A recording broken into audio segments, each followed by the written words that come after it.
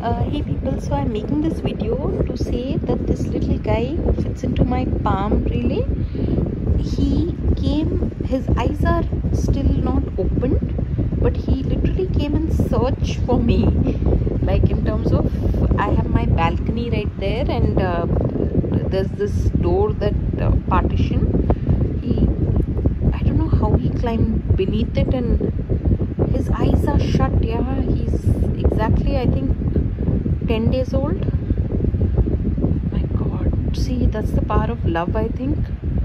Off late now, I've told myself I'll not be applying, like, you know, nail polish. These days I'm stepping out without makeup also.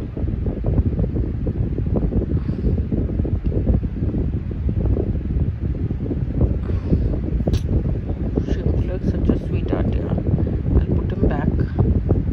He's so tiny. There's Hava there. I'll go to sleep now. Going to be 12. So yeah. Oh, that's it.